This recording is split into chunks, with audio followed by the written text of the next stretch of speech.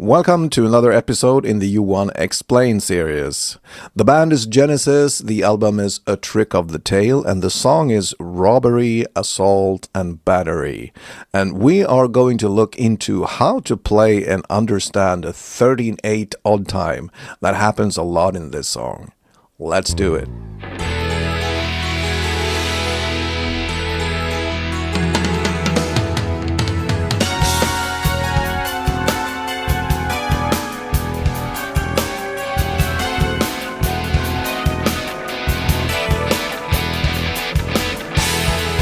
Hi, my name is Johan Explains, and before we start, I just wanted to say thank you so much to my viewers and subscribers and everybody who shows interest in this channel and supports it.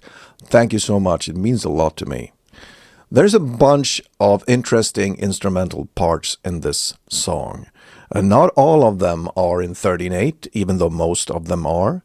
The intro, for example, is in 7/4 or 7/8, depending on how you want to count it. And some of the parts in 13/8 are really hard because the rhythm section is so advanced.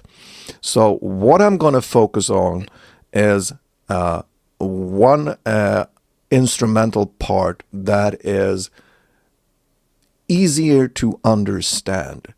The one which also I think is one of the most beautiful ones.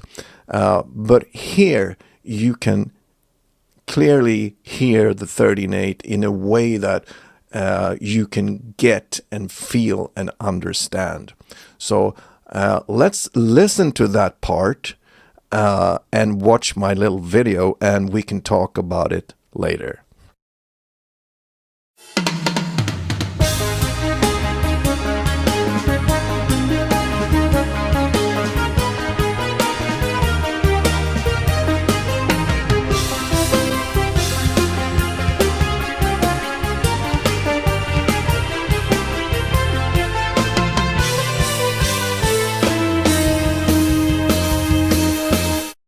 Now, this song, Robbery, Assault and Battery, I feel that it sometimes gets overlooked.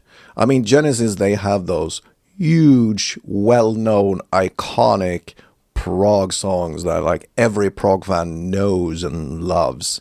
But this Robbery, Assault and Battery, it sometimes gets forgotten, which is a shame. But to tell you the truth, it was kind of the same thing for me. When I grew up and listened to Seconds Out, you know, those of you who know me know that that is what I grew up on.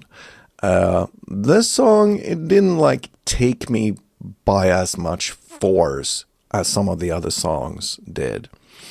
It wasn't until a little later on when I really started to listen to the instrumental parts that I was hooked.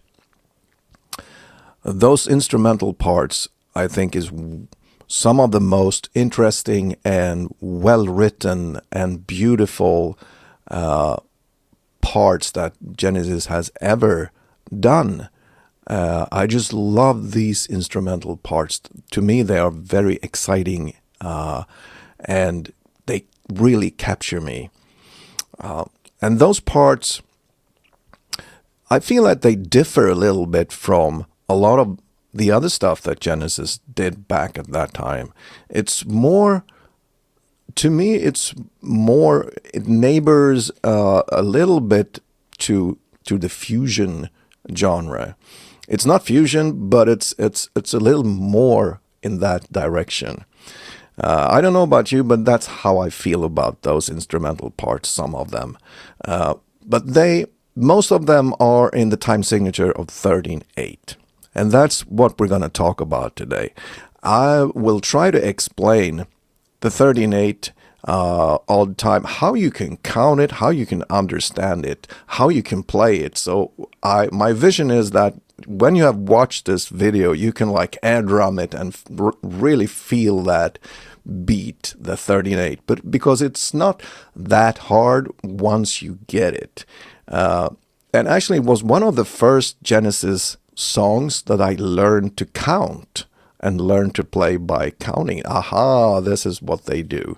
So it has a significance to me because like in my early 20s, I know exactly how to count it and play it like that. And that is unusual for me. So let's do it. Now, 13/8, that is really sick. That is hard for our brains to comprehend what is going on with 13/8. But with odd times, what musicians do is that they divide it. They talk about subdivisions. So you divide it into smaller pieces that you can understand.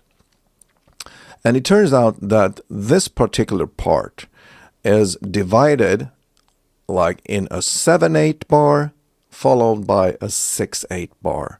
And that just happens to be 13. And I feel that that is what Genesis does when they play this, or when they played it back in the 70s.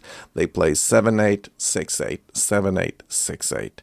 And that is how I break it down in my head, and I think that is what they did. So let's do that. So let's start with the 7/8 bar, and let's just listen to that and understand that before we move into the 6/8 and try to combine the two. So here is the 7/8 bar.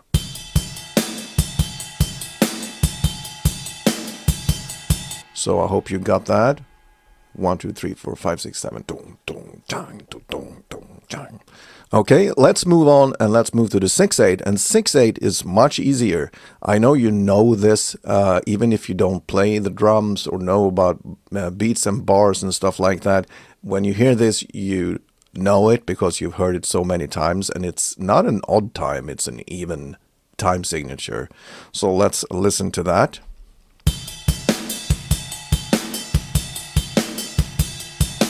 So that part is really simple. That is a classic 6/8. What you do is that you combine them. So you start by that 7/8. But you only have one of them. So and then you have 6/8. So it can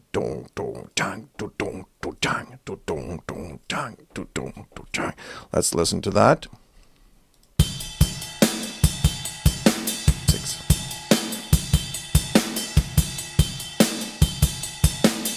Like that. Now that we have established that 13/8 odd time, now it's your turn. Now I want you to air drum. So let's just listen to the drum part now that we understand it. It's like everybody air drum. I think you get it by now. So let's pull in all the instruments.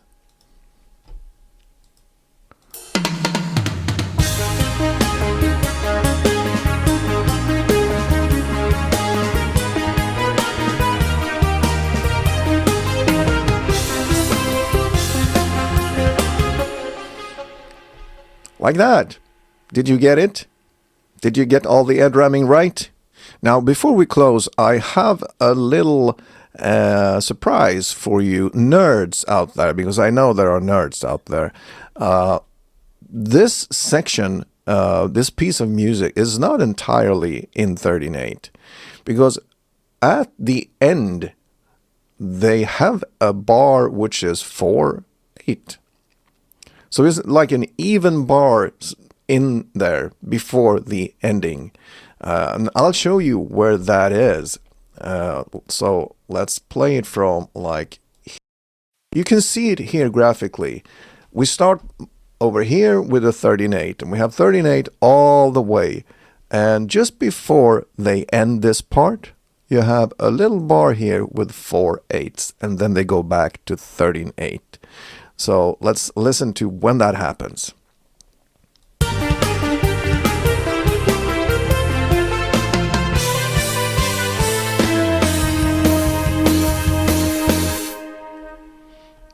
That's pretty cool, isn't it? It's a bit surprising, but it's just the way it works sometimes when you write music. It has happened to me a lot of times.